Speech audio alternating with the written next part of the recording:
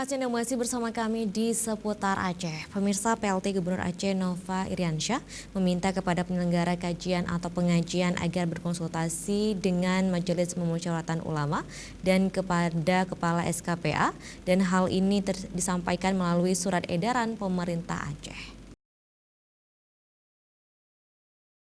Melalui surat edaran yang tertanggal 13 Desember 2019, PLT Gubernur Aceh Nova Iriansyah melarang kegiatan pengajian selain dari i'tikad Ahlussunnah wal Jamaah dan Mazhab Syafi'iyah.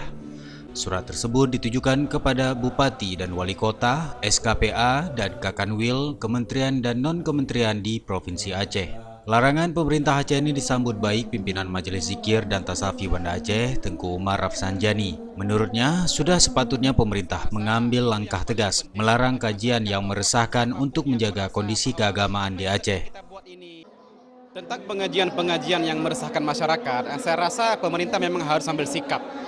Dari masyarakat saya lihat sudah agak begitu sabar ya dalam menanti statement daripada pemerintah, dan saya rasa sekarang masyarakat sudah bersikap dengan bijaksana. Mereka tidak mengambil kesimpulan, tidak mengambil keputusan, tidak memvonis, tidak langsung eksekusi, tapi masih memberikan ruang kepada tokoh, kepada masyarakat, kepada pemerintah untuk menyelesaikan masalah ini.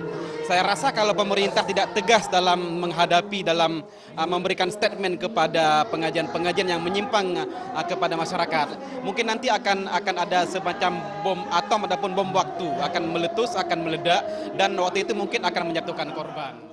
Larangan pengajian sesat ini untuk menjaga suasana keagamaan masyarakat Aceh dalam beribadah dan mencegah berkembangnya i'tikad aliran dan mazhab selain Ahlussunnah wal Jamaah. Dari Banda Aceh, Tim Liputan Aceh TV melaporkan.